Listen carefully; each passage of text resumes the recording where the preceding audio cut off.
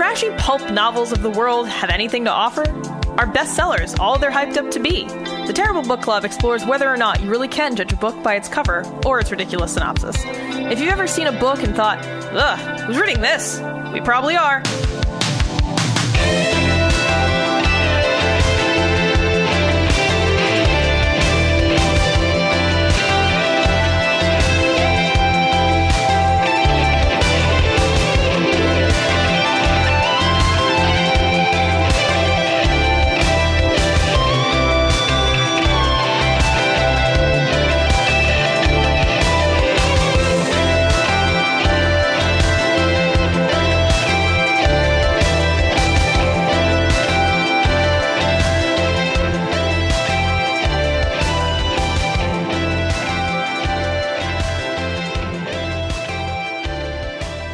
Welcome to episode 58 of the Terrible Book Club.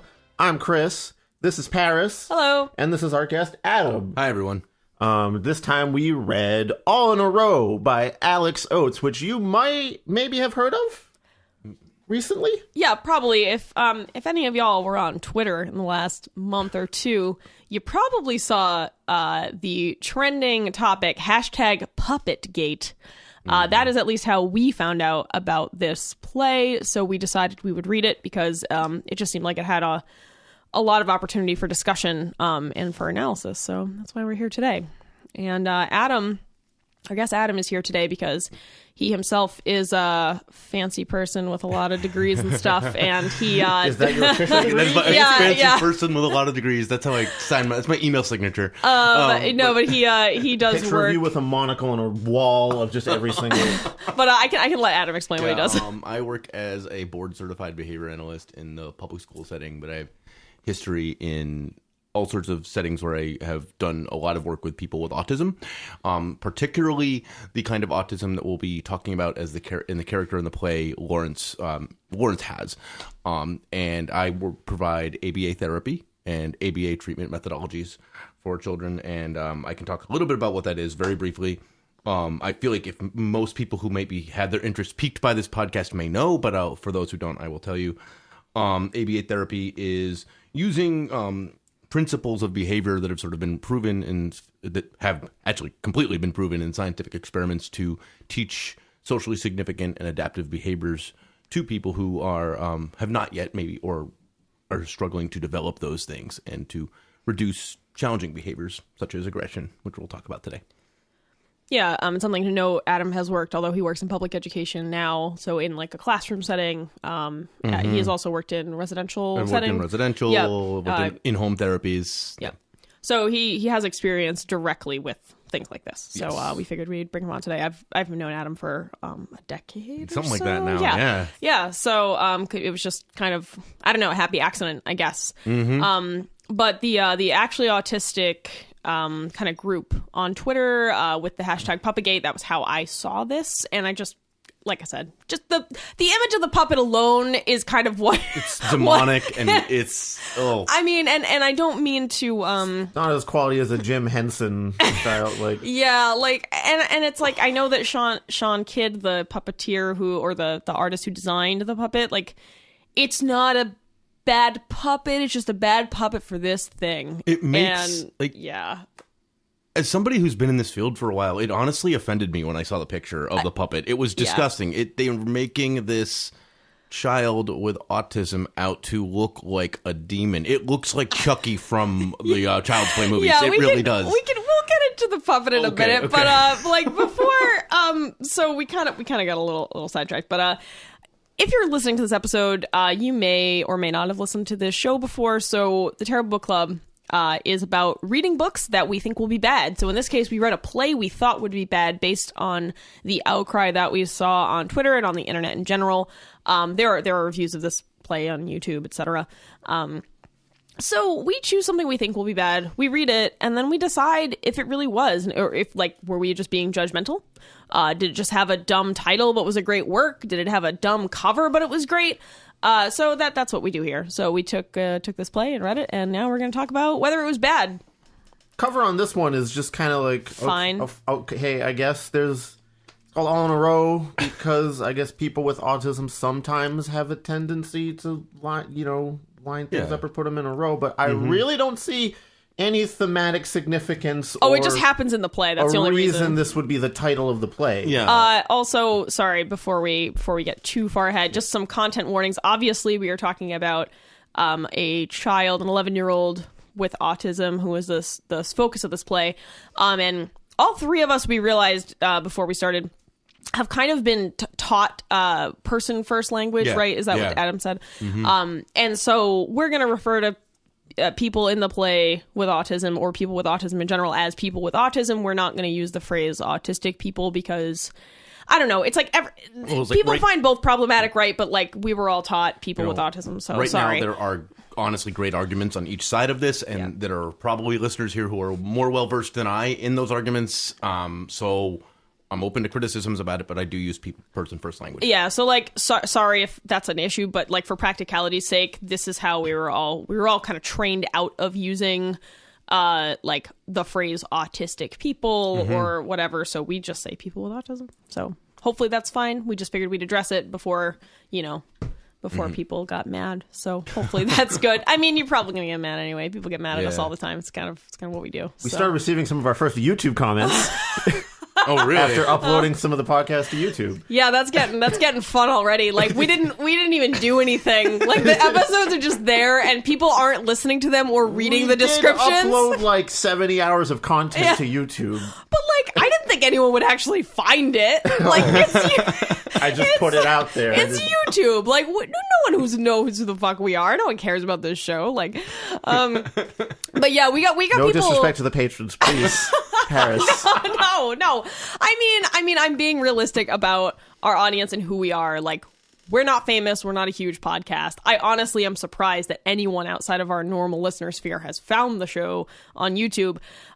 Somebody already made a comment without listening to the episode or even reading the first line of the description, which was hilarious. And I'm just going to leave it there and laugh at it and not respond, because I have a policy of not responding to dumb shit. So, all right.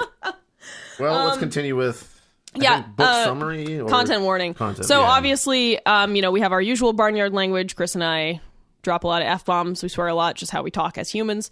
But we're going to be discussing some violent behavior, a brief sexual assault, pornography, neglect. Of course, ableism will also come up. So there's a lot. And the thing is, like, this play very short play. There's a little couple somehow in this fucking one-act play, he was just like, ooh, let's jam all this content. Yeah, all this gross content.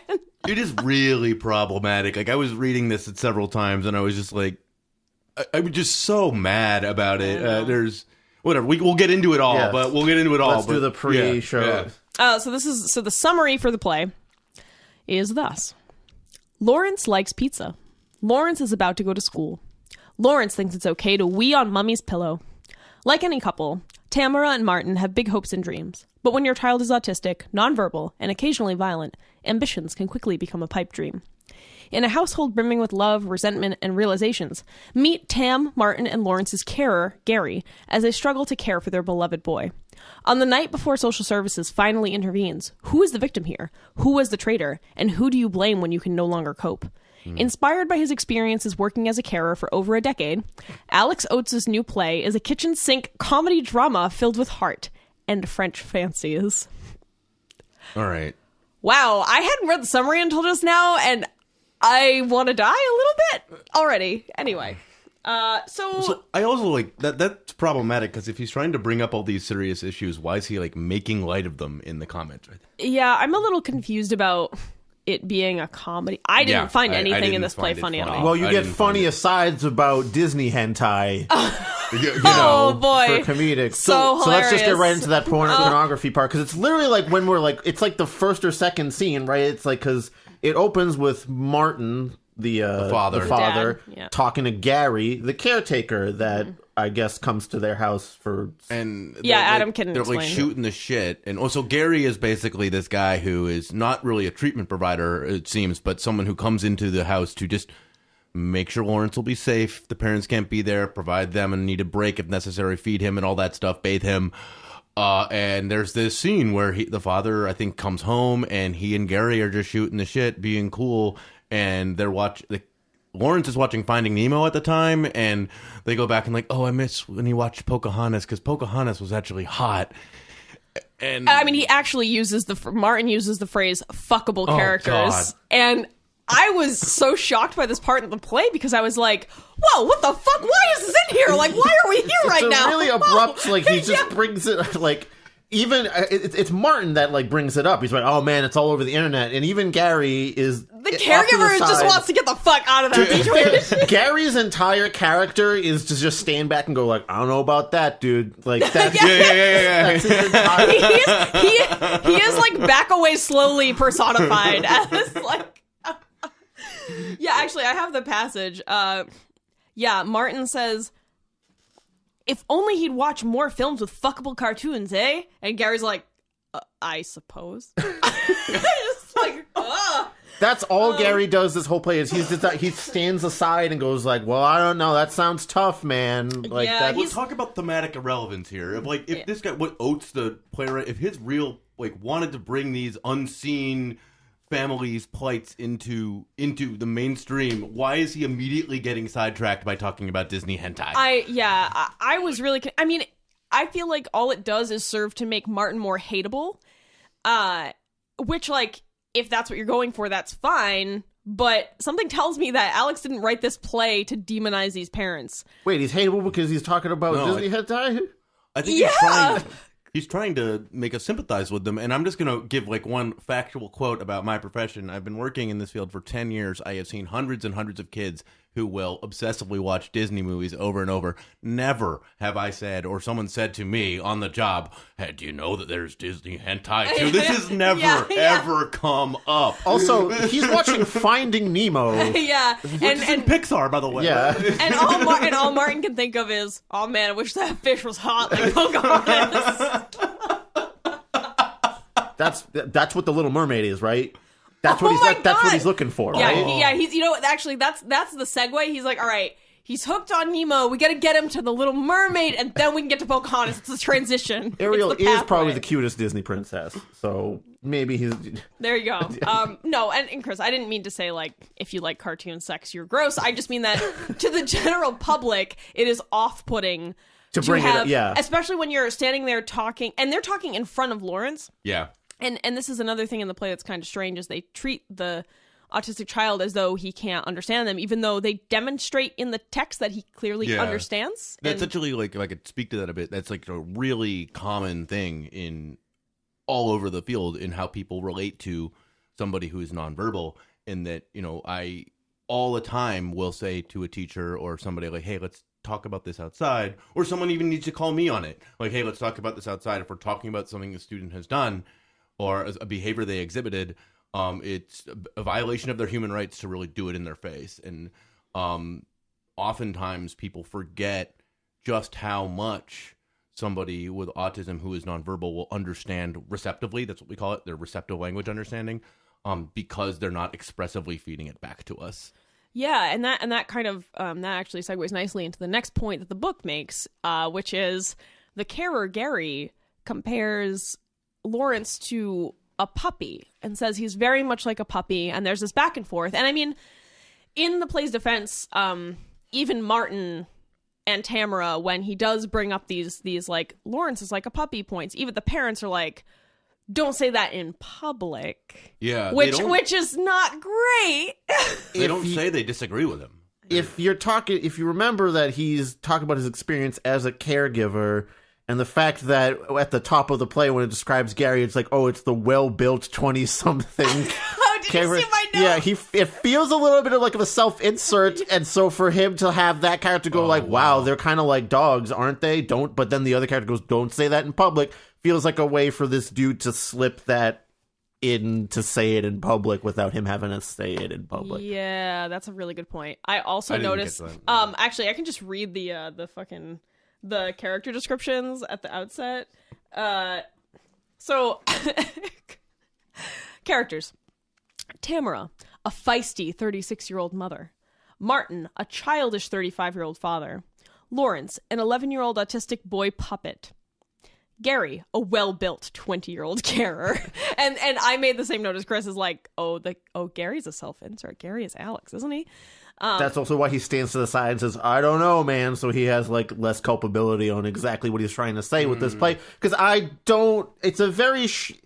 for a one-act play. For them, for the writer to act like he's trying to say something really deep about this is really... it doesn't work because it's a very shallow take on this situation.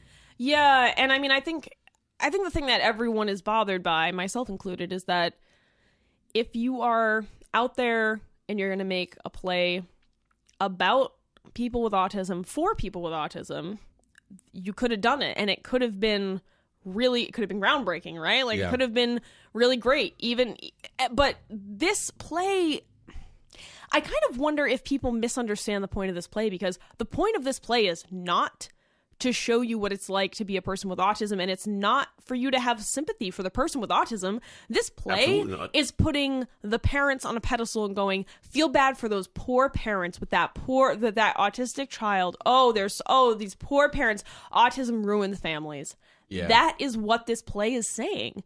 And I mean, his forward, Alex Oates' forward in the play kind of even reinforces that, I believe. Sorry, Adam, I can see you have something to say. So you can go ahead and talk. I'm going to find the forward and read to you my evidence, I guess, for that. So I feel like one of the things that I've felt over the way I've seen autism portrayed in media over the last 5 or 6 years is you have these shows like Atypical.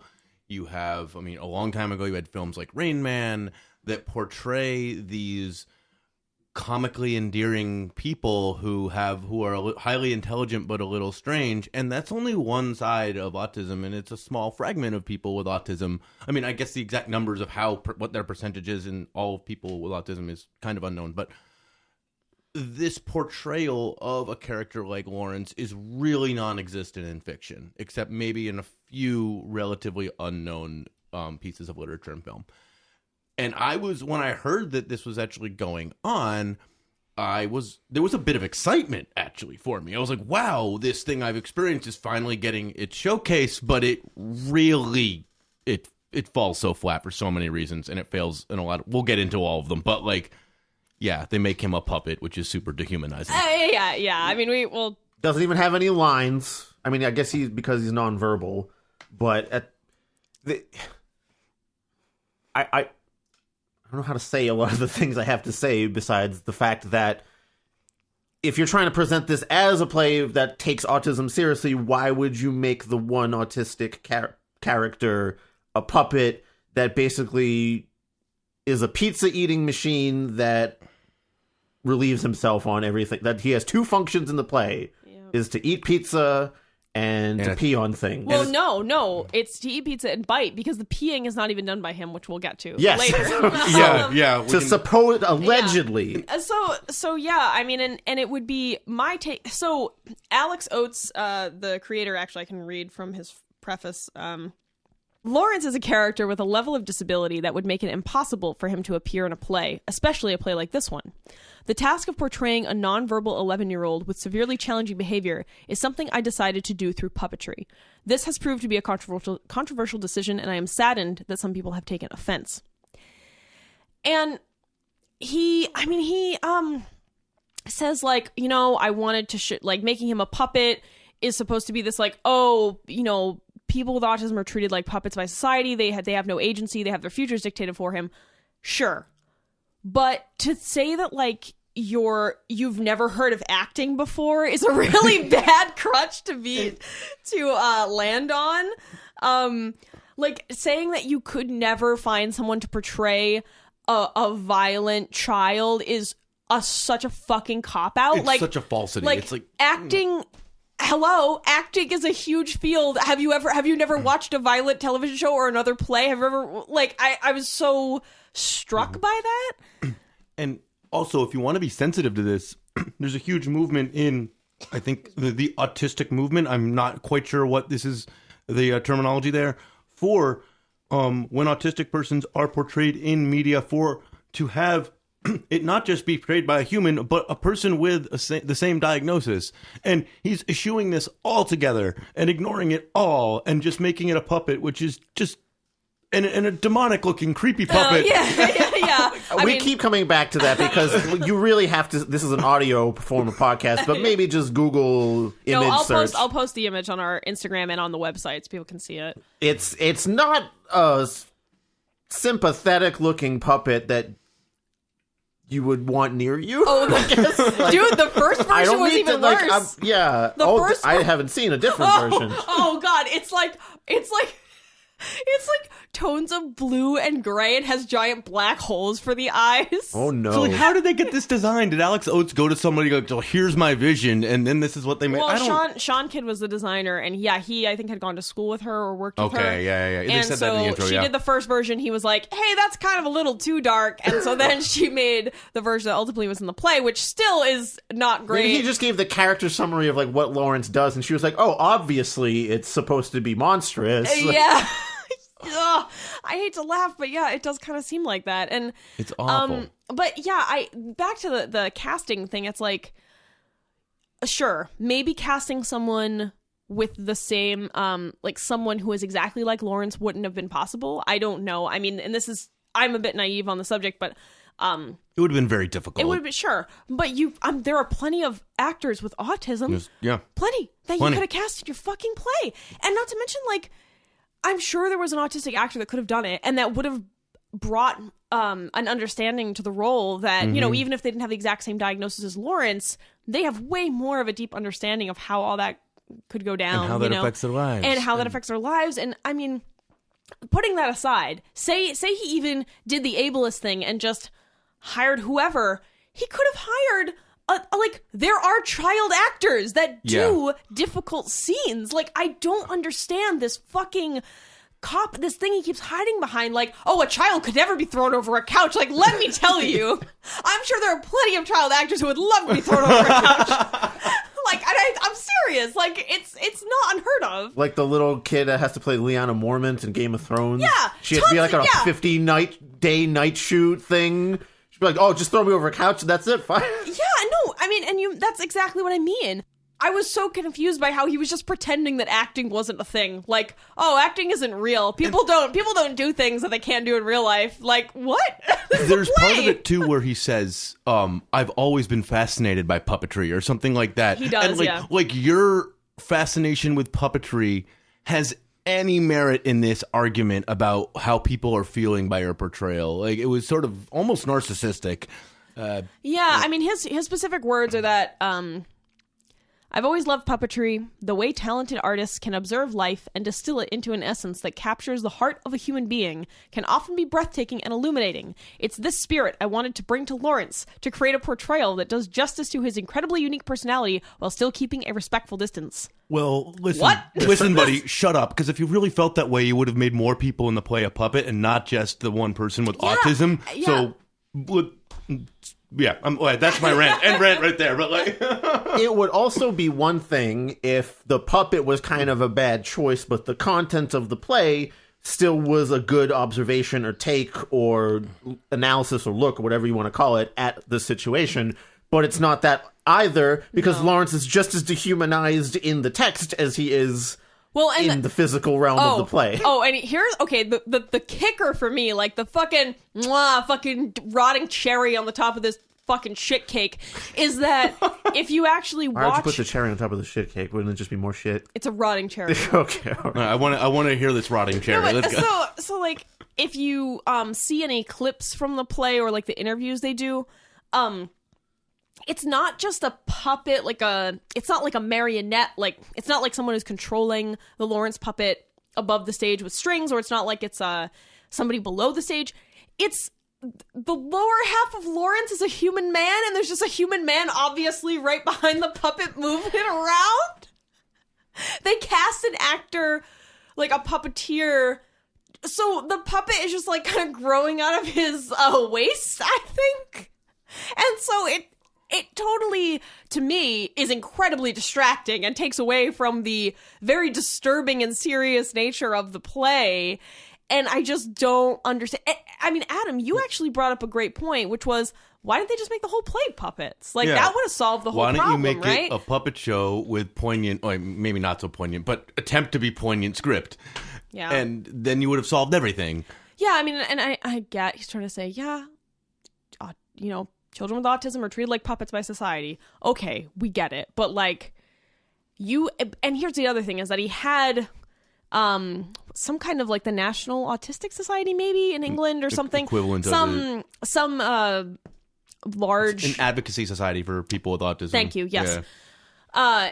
Kind of like audit the play and read the script, and like I think I'm not positive if they attended a run through or something, but they asked them to make a bunch of changes and they only made a few of them, and then ultimately the society was like, we can't endorse this play because we feel the puppet is a bad choice. And I mean, and so many people with autism were like, what the fuck, the fucking puppet is the problem, like is the main, like you said, Chris, it's like the main problem, although there are a bunch of other fucking problems in this play, but like that's the thing everybody latches onto because it's so it's like a huge cold sore on this fucking play. So like obvious. And so I actually, right when Paris invited me to do this and I like started to do some research, I shot out an email to a parent I used to work with several years ago, who I've remained in touch with occasionally, who has a son who sort of fits Lawrence's profile. And I was like, well, what do you think about this? And she hadn't heard of All in a Row, but she was like, I mean, her immediate response was, is there any other character who's a puppet? This is such a terrible idea. If there were other characters who were a puppet, I'd actually be fine with it, but I'm not. This just seems mean and dehumanizing and hurtful. Yeah. So the puppet's a bad choice. I mean, I think for so many reasons, it's a bad choice. Coming down on that. Well, and the weird thing is that even after all of the backlash, Alex Oates and some others on the production company have given multiple interviews where they just won't back down, and they refuse. I mean, at least from what I read a couple of them, and it seemed my understanding too. Yeah, it didn't seem great. So I don't know. Some PR school of thought took over in the last couple of years. Oh, the Donald Trump school? That to just deny, double down, and just go as hard as you can and fucking forget about any other method. And so like all this aside, so if we all right, we've talked about the puppet. So like now we have to accept the fact that he made this play to put the parents' relationship and the family dynamic on stage and at the center of attention, and not the child with autism, which again is like, dude, we have enough media that makes the parents of autistic children out to be these martyred saints. And like, I don't mean to sound unsympathetic because I absolutely understand that is a hard life, but there's too much of a focus on that if you ask me, and I think if you ask most people, there's almost purely a focus on that and not on the lives of these people with autism who are nonverbal, and like we could benefit from learning more about them than hearing another sad story about parents struggling with them. It's like we've already heard this before.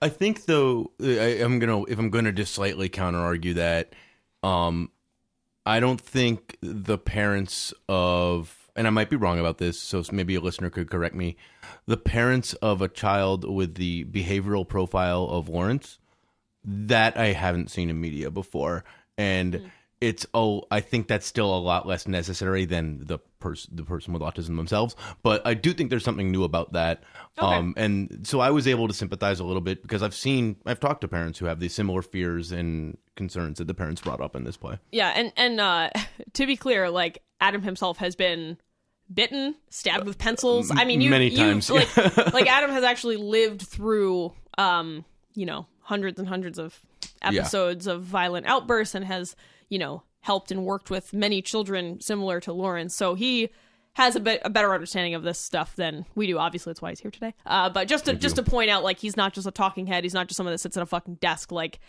he understands. Thank you, Barry. Yeah. Yeah.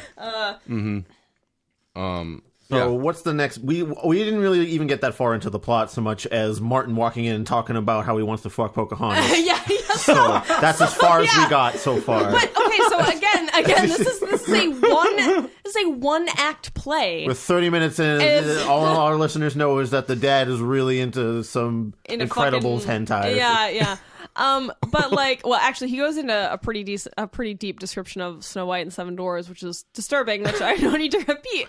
There's no reason for it to be in the play. I don't understand.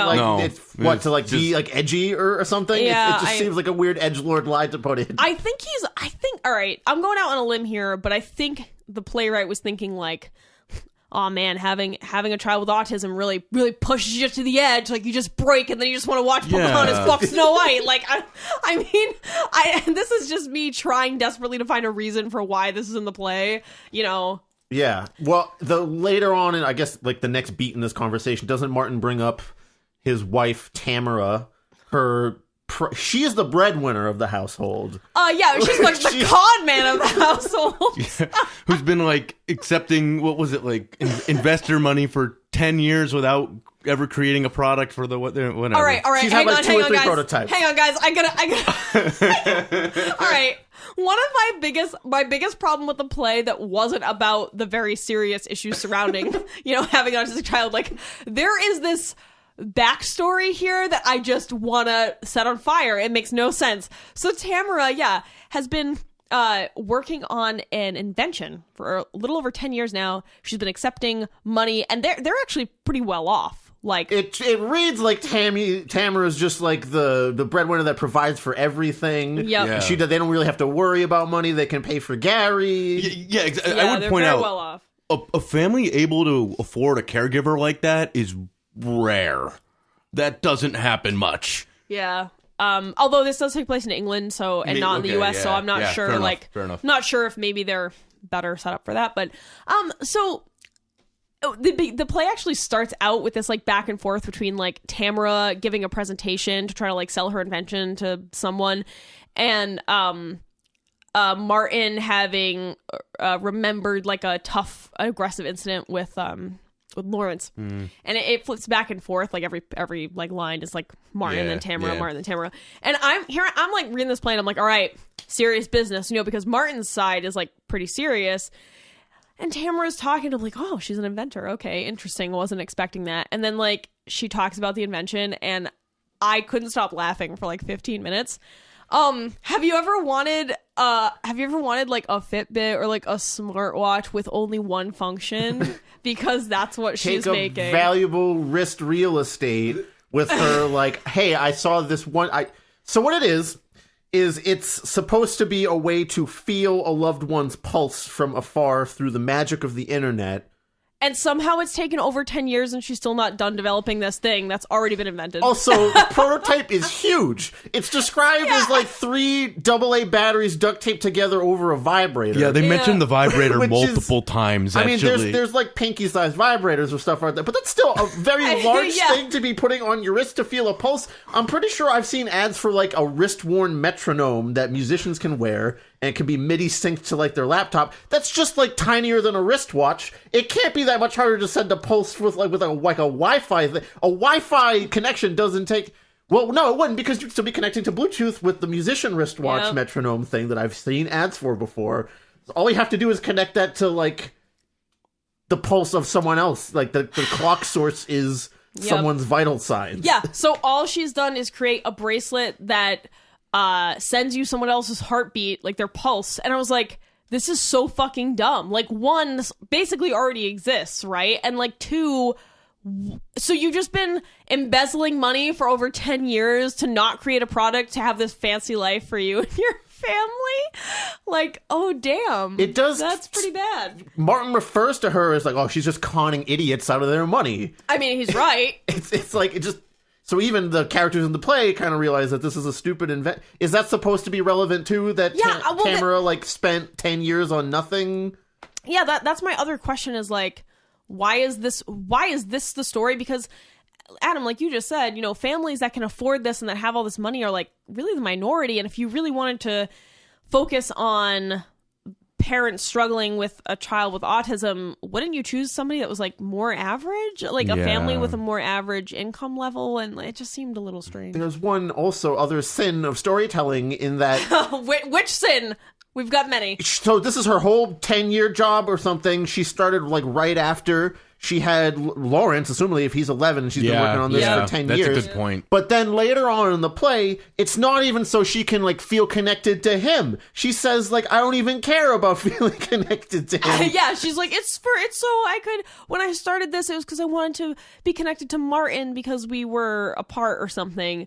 And and then later on, it like, I think Adam, you pointed this out, it's just like a setup for later on in the play. It would have been something. It is because there's a time later on in the play where where Lawrence is about to exhibit some aggressive behavior towards the mom, but he's had this heartbeat detecting thingamajig attached to him, and like there's like the subtext. It's like heartbeat increasing in frequency. The beeping intensifies. Beeping intensifies. It's like, oh, it's just a setup for this terrible climax. Like, yeah. So on top of that, you could have even rebranded it as like maybe autistic, like violent episode detective, which would be terrible. Which would be terrible, I think, honestly. But you could have at least. I mean, I think that you'd need a lot more than a heartbeat detector to do yes, that. Yeah, but like at least that would kind of bring it around to like Tamara's trying to connect with her nonverbal son. Oh yeah, and it could have been an easy device for her to be like, I want to know what he's feeling like. But that's not anything. That is such a great idea. It's nowhere in there. Alex Oates, send your next play to Chris so he can rework it for you, because that's a brilliant idea. I thought that's what it was all going to be, but it's not at all even a little bit. To be clear, I'm not saying that marketing the child meltdown detector is a brilliant idea. I'm saying that the element. I just want to be clear as that that's not a great idea for the mother who wants to connect with her nonverbal son. Like if she was trying to make this as like I just want to know what he's feeling, which she says earlier. She's like, oh, if he could just tell me. So you can't make the thing you've been working on for 10 years, and like the reason your family life is kind of like in a bad situation. You didn't connect those two. Yeah, maybe ever. Right. Oh, and also, I was thinking when I was reading this, the play references the Macaton system, which is like a simplistic signing system. So it's not as sophisticated as ASL or another type of sign language. It's more like just imagery. I had to look this up, and which was surprising in the United States or in Massachusetts, Boston area, I have never heard of this. I have had a lot of experience in teaching kids ASL, to sign for needing the bathroom, to sign for they're hungry, to sign for I want my mom or whatever. But Macaton was something totally new. Maybe it's something in the UK and it's successful, but okay. Yeah, and you brought up, and when we were discussing this, Adam brought up the fact that like iPads and stuff are so prevalent, and I didn't know that. So actually, if you want to talk a little bit about... like one of the things that's pretty common now is something called AAC. Acronym Augmentative Assistive Communication. Someone can help me with that. Is it like the thing Coco the gorilla uses? I have no idea, because I don't know Coco the gorilla, but it's basically. By the way, oh shit! I didn't mean that to sound. I just literally, when Coco the gorilla was alive, she had a thing where it had she had this like panel with images, and she could press them, and then it would spit out like words and sentences. Somewhat, it's a speech generative device where you can download apps for your iPad. That can, like, touch chat is one of the common ones, that will have icons that say like I, and then another one will say want, and then it will be like the bathroom, or I need food, I need something water, I need a break, or something like that. So like for instance, if I'm at work and I have I'm trying to get students to do academic work for a longer time than they've ever been done before in their lives, which can be a challenge I want to give them, but it's also can be very difficult. And for a student who's nonverbal, it's very difficult for them to let me know when they've had enough and that it's getting too hard, but they can be trained to say I need a break with a speech generative device. Those are pretty prevalent now. At least when resources are available, they're pretty prevalent. But this family has a fuck ton of resources, so... Yeah, so I thought it was really weird after learning about that. I was like, well, they talk about how he's on his iPad watching Finding Nemo all the time. Why don't they have something like this where he can just communicate with them? I mean, the technology is there, Tamara. Yeah. The technology is there. And it's been there for a while. It's been there for a while. Yeah. They don't really seem that engaged as parents. I mean, Martin's there a lot. He spends time at home essentially being the other half of the caregiving team. No, he just smokes weed and does nothing. I think that's what the play implies, right? Yeah, definitely. I thought it was a cigar, but... But that's what he's supposed to be doing, I think, and Tamara is resentful that he's not. Maybe, yeah. As engaged or anything. So, I mean, yeah, Tamara basically comes home from a business trip talking about her invention and how that's going. Already drinking wine, already kind of drunk. And she's, it's the night before Lawrence is being taken to an assistive care facility of some kind. Residential. Oh, by the way, I have a point to make out on that. There was like a 2-day window between the call and him being taken to the assistive care facility. I don't know how it is in the UK, but it is never, ever, ever that fast here. Yeah, I imagine there's a lot of checks and balances, and right? lots of red tape. Like that's an inaccuracy I wanted to point out. Mm-hmm.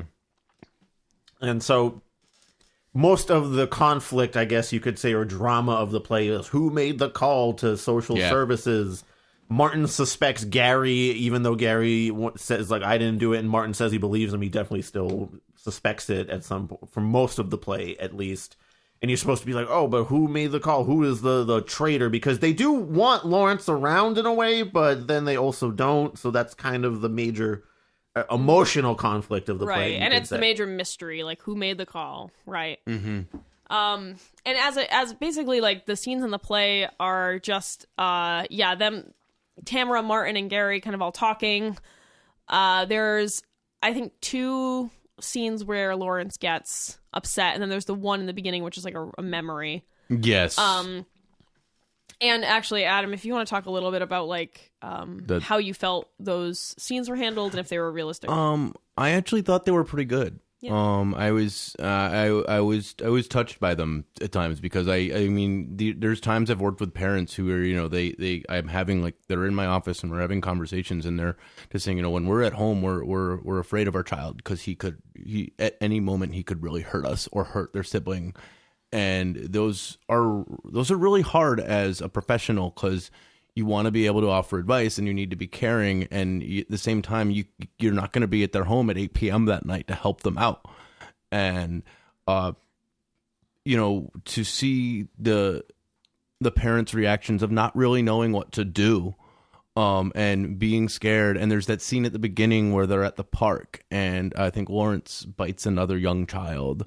And there's this really quote I really liked where they say, the father says, they went from pity to get my son out of here immediately. They pitied him when they just saw that he was autistic, but then when he bit, they were like, you don't belong here anymore, and how quick of a change that was. And then he has to hold Lawrence down, and he's got him down in a prone position, which is face down, and they even have a line where they say he's like pushing Lawrence's face into the dirt, which is really upsetting and hard to read. And obviously those restraints like that are completely illegal now. And, there are ways to train parents. There are many systems to train parents in what are official holds so they can be certified to safely contain their child if need be. A prone restraint is not one of them. But at the same time, there are parents who just get in. It doesn't look like Martin had that training. And it's a system that doesn't have a perfect solution. And I felt that it was actually pretty well handled. Unfortunately, all the while it was portrayed by a puppet, which makes it completely counter-argued. But yeah, I mean, I think you made a good point about sure, the holds and the holds that are used in the play, like when Lawrence becomes violent, the restraints that are used, are not legal, not okay to do. But we're dealing with parents who are probably not trained, and honestly, this probably does happen to children with their parents because the parents panic, even if they have been trained. Perhaps they could easily panic and be like, "Oh my god, I don't want my kid to hurt another child or whatever." So I just need to deal with this, and that's how that ends up. But the issue then is that the audience doesn't know that, right? Yeah. So then the audience sees these restraints and these holds being used that are, not okay because they could be dangerous or harmful to the person with autism. And unfortunately, the audience now thinks that's fine, that's okay, because they're not given the context that this is being done by people who aren't trained. This isn't okay. So that's the thing that I worry about. I think that's a really valid fear that people. People receiving this play might not have that knowledge. Yeah, that's most of the action of the play is them having that discussion about who really made the call, and then kind of going back.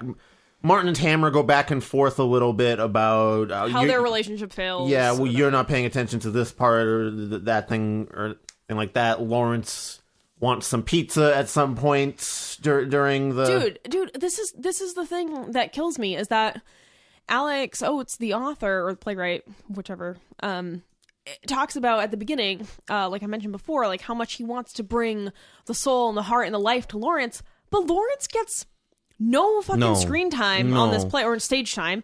He gets all, like you're saying, like Chris just said, all Lawrence does is watch Finding Nemo, ask for pizza, get upset, and eat some candy. Yeah. Like, and put it all in a row. Yeah. There's no... We don't get any of that depth or heart or personality. Like, that's all fucking lip service from Alex Oates. Like, because Lawrence is a prop. Literally. That's all he is. Yeah. I mean, and I think one of the worst things is that the play demonstrates that Lawrence understands and can comply with requests and demands of his parents and carer, yet he's treated the whole time like he doesn't, which maybe is just like an accurate depiction of how people, like you said, you know. It is. Yeah. Unfortunately, it often is. But, like, we don't spend any time with Lawrence, really. He's there, but... We don't get to learn who Lawrence is, and I just think that was something that honestly made me sad in the play. You definitely get to learn about Martin and Tamara, their resentfulness they have towards each other about all the stuff that's built up over time. Tamara's never there. Martin's always home smoking weed and watching Finding Nemo with Lawrence or something, so she's a bit resentful of that. Until it all bubbles over when it's revealed that Tamara is the one that made the call to social services. Yeah, and then that's not all. We also find out that... the other twist. So earlier... Oh, God. Yeah. Tamara walks into her bedroom and finds that the pillows on her bed have been, I believe, shat upon. Shat upon, yes. Shat upon. I think defecated within. I think it got into the pillowcase. It was in the pillowcase. I was sort of confused as to exactly where it ended up, honestly, too. But somehow... We got shit pillows. Got some shitty pillows. Yeah. And obviously she thinks Lawrence did it. Well, and Martin's like, oh no, he did it again. And she's like, yeah, and and he's always like pissing on my magazines and pissing on my iPad. Like there's this into like the DVD, like yeah, like you hear at the right at the beginning, Martin talks about like all these horrible things that Lawrence has done. But lo and behold, 'twas Martin who shat upon the pillow. And also 'twas Martin who peed on the books and into the iPad charging port. And so wait, he did the rest of it too? Yes. I didn't pick up that part. Yes. So like all the things that Tamara called social services except for the biting. Except for the biting, of course. Were actually done by her husband. Yep. I didn't pick up that part, guys. Oh, I mean, I'm pretty sure that I thought it was just that he did it that one time on the pillows. Oh, no. This had been a habit. And oh no. Yeah. So like I was telling Paris this we were on our drive over here, and I was saying like, so I've been doing this for a while, and I've met a lot of parents, and not that a parent would tell me, but in 10 years, I've never seen this. Like I've never seen a parent pillow shitter. I'm pretty sure. I'm double checking, but I think you're right. He did it before on some occasions, because you can't be blaming every single pee incident. Oh, of course you can, because she's never home, and the caregiver's there, but he can just be like, "Hey, Gary, why don't you go get a pizza? I'm gonna go to the bathroom," and then just. Okay, that throws the rest of this play into a real different context for me, because then Martin's just a horrible jerk, right? Yeah, absolutely. That's what I was saying. They're both, like, all the characters are terrible. I thought he was, like, at a breaking point now, but he's just been consistently framing his autistic son. Actually, right at the beginning, he says, actually, I started pissing on your books in the battery port of your iPad, your makeup table. Why? A break from playing Xbox? Because I could. Because if you can't beat him, join him. It feels good. I can see why he does it. It's like a drug. I can see why he does it.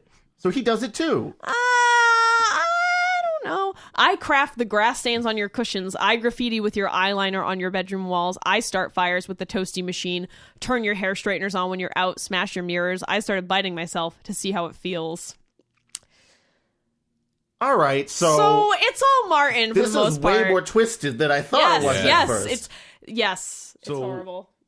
It's almost like Martin has all this like unconfronted anger about having a son with autism, and he might be blaming his wife and takes it out on her by framing his own son. That's my analysis. I'm not an analyst. I'm a behaviorist. But there we go. Yeah. No, it definitely seems that way. And so, yeah, and I mean, I guess in some ways, I think as a work of fiction, I enjoy that aspect of the plot because I like kind of fucked up shit. But like, but not in terms of like, this is a play that's about autism. Like, no, I don't like that aspect of it at all. I think that's a really bad choice. It's stupid. Yeah. So you're trying to make a play that has you sympathize with the situation of the parents, but one of them is a horrible monster that frames his autistic son and possibly gives his wife extra reason to make a social services call. And let's also point out, really wants his wife to fail in business. Like, he's a jerk to her. Yeah, he really wants to and on fail. top of that, honestly, she's not great at it either with her ideas. So like, she's to make your point, her ideas aren't great, but it's working, right? They've got millions of investor dollars that they just live on. True. So I mean, does that make Tamara the sympathetic character here, despite the fact that she's the one that made? She sucks too, though. Like if you read about, she talks to Lawrence the most like a dog. Yeah, we can actually talk about how everybody. So whenever Tamara's talking to Lawrence, she talks to him kind of like this, like, "Oh, mommy's spoiling you, isn't she? Yes, she is. Yes, she is. Aren't you a good? Oh, you're so good. You get a pizza." Like those are how the lines are written. Good boy. It's really, once again, it's another dehumanizing part of the play. And I mean, if you're wanting to portray her sympathetically, that doesn't work. But I would also say that I've seen that a lot in my career, and it's a really hard habit to wean out of parents and staff. Yeah. So, and again, it's like, obviously, representing these bad things isn't endorsement, right? Yeah. Necessarily. But I think when you take all the elements of the play together as a whole, it's not working, right? Tamara is shitty because she kind of has this air of like, well, I'm rich and I give to all these societies and I go to the parents group and like everyone, like I am the best version of a mother of an autistic child. She kind of has this weird sense of like, but I do all these things. Why is this happening to me? And she also says fucked up shit like, oh, I just wish I could get him drunk sometimes. And like, you know, and Adam had a story about that. I once, like years ago, was doing a phone consult with a mom who was like, yeah, once the doctor just told me to give him a little bit of whiskey before bed and he'd go to bed. And and then the mom was like, he didn't go to bed. He just wanted the TV to be turned on all night. It kept me awake more than he was before. It's like really Wait, a doctor prescribed whiskey to an autistic? That's the story I heard. Okay, I have no idea. Child with autism? I have no idea. Like, Don't go see Dr. Wino. He's his prescriptions are usually just more whiskey. No. She went to Dr. Nick Riviera, right? Oh, yeah, like, Dr. Nick. Yeah. So like, this is this like one thing I heard like years ago that like stuck in my head, and I was like, whoa. So, you know, I mean, and sure, she's I don't want to say working to provide the family, but she's conning people to provide for the family, right? And she's at least providing some money, but she does have this weird kind of complex, and then she also turns into a horrible monster because she sexually assaults Gary, the caretaker, because I guess that had to be in there too. Yep. Sorry to interrupt, but it's just another way for them to be depicted as like at their tipping point. They've been driven so far up the wall that she's making wild sexual advances or random sexual advances on the caregiver because he's about to leave. Yeah, because since Lawrence is going away, or because Alex Oates wanted to do some moms that he worked with. Yep, probably. So she actually says during the assault, "Please, I need to be reminded excitement still exists beyond the rush of fear when he attacks me." I want to die. Whoa. Yikes. That doesn't make your skin crawl then, like. I feel like Alex is just putting in some of his fetishes, like. Yeah. And like you said, I feel like, so these parents are terrible, and to really sit here and say, oh, I made this play to show that having an autistic child can push you to the point of Disney hentai, sexual assault, shitting on pillows, and destroying America is like, okay, I get having a child with autism is very difficult, but like trying to say that makes you sexually assault someone or shit on pillows is like bridges that are far too far for me, you know? Like, I just can't. That's how you get your drama, right? Listen, I gotta mix in my Pocahontas MILF fetish in here somehow, right? What you know, right? And there was that mom I wanted to fuck that one time. So gotta write that in. I was trying to tie it all in with the Pocahontas MILF thing. It's Yeah. just, he's got this. What he has a patron artist that he gives money to draw his very specific. He could have gone that direction instead of writing this whole play. And it wasn't only the mom he wanted to fuck; it was the mom who wanted to fuck him. But he was so professional that he backed away and didn't do it. That's totally true. 100% what this reads like. Because Gary's even I have to go now. I'm being the professional. Yeah, Gary's character is really. Gary wants to leave the whole play. He basically walks in and already wants to go. Yeah, the Gary character is just kind of a cardboard cutout of a person. He has no personality. You know what's cool about Gary though is that he's always, as we've talked about, whenever Tamara, the mom, or Martin, the father, are talking to him, he's like, I guess, but whatever. Whenever he's interacting with Lawrence, he's like, hey buddy, he's treating Lawrence really respectfully. And it seems like the only person he likes in the play is Lawrence. Yeah, I mean, I'm there for that. Can't blame him. I mean, the only thing that sucks about Gary though is that he did tell us all that people with autism are dogs or reincarnations of squirrels or something, which is just that Jesus is his Christ. idea. But to make it clear, Gary's hypothesis is that people with autism are the reincarnations of animal souls into human bodies, and it's where the reincarnator made a mistake. It's so awful. It's so awful. Yeah.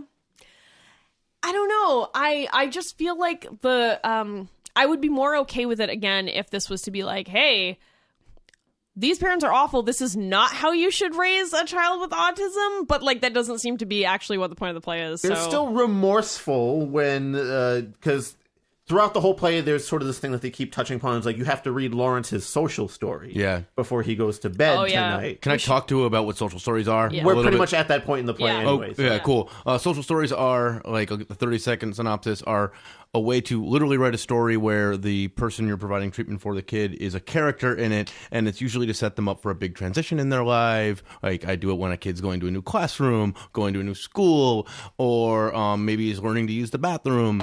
And it's a way of creating a very easy to understand story with a lot of visuals so they can learn a new skill. Yeah, when I worked at the aquarium, that was something that we were working on to help people have more successful visits because yeah, there's just a lot of especially when you're in a place like the aquarium with all this stimuli, right? External stimuli. It can be really stressful for people with autism, with any kind of especially autism. when one of those stimuli is a shark. Yes, a very large shark or large turtle, But I think we didn't really get into this, but autism takes so many forms. It's not there's no one size fits all kind of a thing. Yeah. So, and I feel like you said, this play at least has somebody who has a pretty extreme form that is maybe more common than you would think. That's sort of if what I try to espouse to people a lot is that the form of autism that Lawrence has, whatever we want to call it, is a lot more common than people think and has been hidden from media because it's not a happy story for people to hear. Yeah, because no one wants to sit there and have to think about the fact that you love your child, but your child is also really dangerous sometimes. Yes. Yeah. I mean, so in that way, it's good that it was there, but I think I just keep coming back to this. But yeah, as an overall picture, it's awful. No, Anyhow, they're finally at the end of the play is when the social story is read to Lawrence before he goes to bed for the last time that night, and it's a story about Lawrence going into a residential care facility and how he shouldn't worry. He'll be okay. This is a change that's happening, but his parents still love him, and it's a sad moment.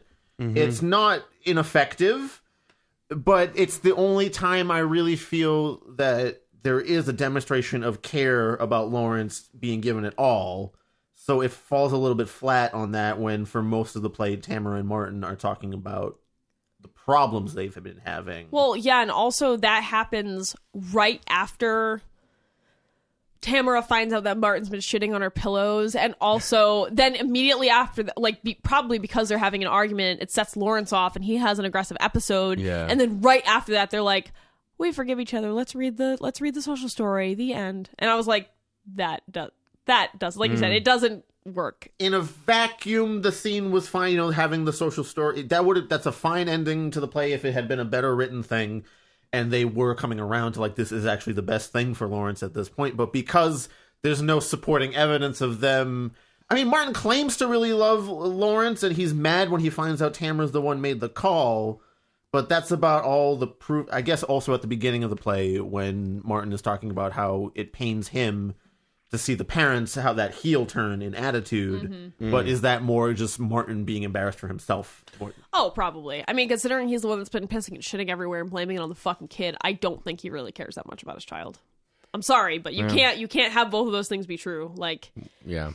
And there is a scene right after when he sort of exhibits aggressive behavior towards his mother at the end, and right when they sort of de-escalate the situation, both the parents notice that he cut his lip, that Lawrence cut his lip, and then you see them be like, despite the fact that he just attacked his mom, we're going to take care of Lawrence and tend to his cut lip and make sure he's okay. They get him some ice. And that's awesome. I that's like what I think parents should do. Yeah. It's like, despite what happened, always take care for your kid. But yeah. So I mean, that's basically the end. It's a pretty short play. I think. I remember, Adam, you wanted to talk about how in the foreword or the preface, what have you, the playwright talks about he uses terms for autism and learning disabilities interchangeably, and that doesn't, and it also happens in the script of the play as well. Yes. And if you want to talk a little bit about why that doesn't make sense, it doesn't make any sense. Like I'm not gonna get into. I'm not a diagnostician, so I'm not gonna get into like all the nitty gritty of diagnoses because I don't want to maybe say something that's incorrect. But what I can definitively state is that autism and learning disabilities are different things. Dyslexia is an example of a learning disability, or learning disorder as it's now called. And just the fact that this was stated multiple times really made me question the level of knowledge that Oates came to this with, and I found personally frustrating. Yeah, I mean, especially since he supposedly has been a caregiver for over a decade or something. Exactly. Perhaps there are different levels of classifications for caregivers, because Adam here, he's part of the title that you gave was Board Certified. Yes. Right? Perhaps as a private caregiver, Alex Oates he's just had some basic personal caregiving training and not... Maybe not even that. Yeah, that's what I mean. Mm-hmm. He could just be a person. That's true, because a lot of people don't want to do this work. Yep. So a lot of people do not want to be bitten and stabbed and, et cetera, in dealing with aggressive children and adults. So, like, they're tough roles to fill, so it wouldn't surprise me if this person perhaps wasn't trained, as you're asserting. Your hypothesis is correct. He could certainly have 10... I'm not denying that he has 10 years of experience, which is valuable. It's not nothing. But if you don't have a lot of the context given to you of those situations that you might get from attending some kind of education service based around training you for this stuff, you might not get the broader context of things. You're just analyzing it. You're seeing it from the clients that you had, or possibly even the client you have if you're a long-term caregiver. Exactly. I think you're picking up on a good point in that what I maybe even suspect is going on with Oates' case. And if I'm wrong about his background, then I apologize to him for saying this. But it's quite often, not quite often, but it happens that you have a wealthy family who hires a personal caregiver, and that personal caregiver is unaffiliated with anyone who actually is well versed in any sort of treatment methodology, and so they're just like basically there to make sure the kid doesn't like get hurt, doesn't put their hand in an electrical socket, doesn't overeat, doesn't choke, all these things. They're there just to make sure the situation stays safe, which is a very valuable thing. I don't mean to demean it, but when it comes to factual methodology and diagnostic criteria, those things don't always mesh up. Or having the context necessary to write a good play or piece of art based around a situation like this. Yeah, I mean, and I was, like I said, the language in the play and in the forward made me feel weird. Like, he kept using the term disabled and disability. Yeah. And I've been taught not to use those terms because they're ableist, and they basically what they do is they other people who are not your average person on like a fucking bell curve, which is not cool. And so I've been taught to shy away from that language, and it was just so it was everywhere in this play. Yeah, it's all over and the I place. it started to make me wonder, like, maybe in England things are different, like maybe those words don't carry the same connotations, but I can't imagine that's the case. I mean, I don't know either, but I also can't imagine it's not the case. No. But like, yeah, so I mean, it was tough. It's really tough to see this being paraded around as like a play about autism. And like, this is autism. This is all okay for like your average crowd, and it really concerns me. I guess because I feel like it's having almost all the same problems that any other depiction, might have. I don't know. It's like part of me wants to be like, well, at least we're talking about it. At least this is happening. But that's kind of a shitty thing to say when so much of this, like when 98% of this play is fucking hot trash. yeah, and it's just not a great play. Despite all of its problematic interpretations of autism, it's also just not a great play. Didn't have like crazy good dialogue.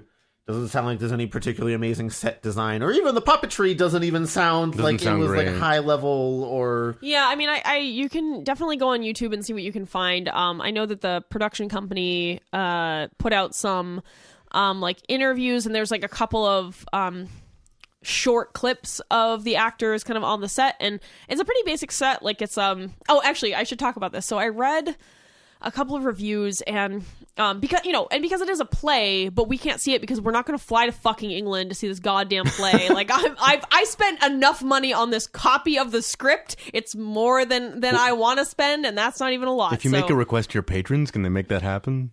Give us to fly to England? We don't have enough. Okay. We're a small show. No one gives a shit about the show. Bring me back to my original point. No one gives a shit about the show. We can maybe take an Uber to the library. I think we could buy a jet. One of us could buy a JetBlue ticket to like Tampa on our patrons. Wow. After a couple months. Yeah. No, I'm kidding. Patrons, we would never use your money irresponsibly. Please understand. It pretty that. much goes back into buying books like this. Like we spent the money. Yeah. Like that's where. Yeah, I mean that's all it So does. they did pay for this book. Yeah. Sorry, I got all fucking screwed up now. What was I saying? We were talking about the forward and the disabled and learning disabilities. Oh, the terminology. Yeah. Sorry. I was saying like, reading a script is not the same as seeing a play, and I understand that, but I think I don't think this is like a. We're not missing much. Yeah, this isn't one of those play, because that was also when a lot of people lashed out at the playwright and the production company. They were like, no, you just gotta see it. You just gotta see it. You just gotta see it. And they were like, well, will you give free tickets out for people with autism to review it? And they were like, no. Yeah, and you were telling me, Paris was telling me earlier that the way they depict when Lawrence is engaging in aggressive behavior is they have like lots of lights flashing, like flashing lights and which stuff, is, like this huge panel that flashes lights behind the living room set that they're on, and which to many people with autism could function as a trigger. And like I read one review that when someone went to go see it, and they noted that there was no readmission. So again, it's like, if you have autistic people in the audience or people with autism and they want to take a break, they can't. They're just trapped in a room with the Lawrence puppet and the flashing lights, and that sounds like hell to me. And I'm not autistic. Which, by the way, the Lawrence puppet, as we've said, looks like a demon. That's what I can't shy away from. It's kind of like, okay, imagine your favorite Sesame Street character. Now they've died and been resurrected, and that's what you've got. Also, they might have had a meth addiction somewhere along the line. Yeah. Or been like maybe modeled by the people who created the characters in Mortal Kombat. And but yeah, I don't think we're really missing anything by just reading a script. I've seen some clips. Unfortunately, the whole play is not available in video form yet. I'm sure that somebody will sneak a camera in somewhere eventually, and we'll get to see it in its fucking glorious Technicolor 3D version. But for now, IMAX presents. Yeah. No. But yeah, I don't know. I just hope that this play serves as an example of a horrible mistake that no one should make again. And I hope that that's what this does. I hope this improves plays and musicals and other types of performance art for an audience that has autism, and to also help these productions have more people with autism involved. And I don't know, that was another thing about this play. There's like a lot of back and forth about whether anyone with autism was involved. Like Alex Oates and co are like, oh yeah, we totally have people with autism on staff, and people are like, okay, cool, name them, and they're like, no. And like, if they had people with autism on staff, they clearly didn't take their objections seriously. Because I can't imagine anybody with autism or anybody who loves somebody with autism not having intense objections to this play. Mm-hmm. Yeah. And like I said, they made some changes based on that, whatever that society was that, made some, sorry, I'm stuffy, some suggestions, but they didn't make all of the, I don't know. It just... I don't know what those changes they made were. If it was worse than this, yeah, who fucking knows? It was a longer Disney hentai conversation. Yeah. They actually showed them to the audience. Why did you spend 20 pages on the differences between Pocahontas and Ariel and which one's a better waifu? Yeah. And with that, I don't know that. Okay. I figure our discussion has closed, right? Like brought it full circle back to my Disney waifus. Begin and end with Disney hentai, right? Yeah. That's how we do it on Terrible Book Club. So thank you, Adam, for being here today. Thank you very much. Thank you for having me. For making the trek out here to our Terrible Book Club studio. Yep. Mm-hmm. I don't know. I still have so many negative feelings about this, but I feel like we verbalized them all. But I still have the feelings. It's a short play, so it's probably not going to be our usual hour and a half long episode. So we can thank our patrons, right? Oh yeah, because now we have so many of them. I feel like this is like a good crowd of people here. If this crew showed up at a show, I'd be like, this is fine. I'm glad I set it up. Why don't you sound off on who those people might be, Paris, or would you rather I did so? Oh no, I can do that. I was just doing something. It up no, I was just making sure we had all of them because there are many now. Sorry, I'm also stuffy because I've been sick this week, so I've noticed that as this recording has progressed, I've become more and more muffled under some kind of mucus pillow. So sorry. New mucus pillows. Buy them and they fall. Oh, God. Okay, guys. It's like a kangaroo pouch, but for your bed. Oh, God. I've heard pillows covered in so many different substances. We're done with pillows. I can't look at a pillow the same way again. All right. All right. Patrons. Thank you to our patrons. Oh, thank you, Dari. Thank you, Greg. Thank you, Will. Thank you, Veronica. Thank you, Dee. Thank you, Jared. Thank you, Lynn. Thank you, Sinla. Thank you, Jakob. Thank you, Torben, a.k.a. Duck King. And thank you, Bobby Blackcat. You'll be receiving a free mucus pillow in the mail now that we've hit our goal. Well, that's where we'll put the Terrible Book Club bookmarks inside the mucus Just pouch. reach in and yank them out. Clean it off if you want, or savor the delicious... Oh my God, it's another moment where I just want to curl inside of myself and never unfurl. We hit the goal, though, right? Yeah, we did. Dude, like, remember when we set up the Patreon, we were like, no one's going to fucking give us money. This we don't have dumb. to think about this. Yeah, and then I had to, like, redo the structure a couple times because we actually had patrons, and I was like, fuck, oh no. I have to make this actually fair and good. Yeah, no, but thank you so much, all of you. There are now 11 of you, 11 wonderful people who help us read books every month and, put out some social media content. And now we're making bookmarks for all of you because we just hit our $50 a month goal. So that's awesome. We got an email, like a couple emails, like immediately after the goal hit that were like, you can send the bookmark here. So I'm really glad people are super into it. Yeah, no, that's great. I do have to try to find a bookmark company that sucks less, though, because the initial one we were going to use, I looked up reviews, and the reviews were really bad. So I think I found an alternative, though, so hopefully those will be printed and sent out by the end of June, like I promised. I think that timeline still works. So if we don't have your address, I think if you're like a $5 a month or less supporter, we probably don't have your address, because Patreon will only collect it if you're higher, because there's a tier where we, like, send you stuff. So please get us your address for your non-mucus covered bookmark, your dry, normal bookmarks. Jesus. Where did I pay that extra $3,000 for then? So yeah, we'd love to hear from you as always. You can find us on Facebook, Instagram, Goodreads. Email terriblebookclub@gmail.com. You can find us on YouTube now. Actually, yeah, you can give us maybe some less negative YouTube comments.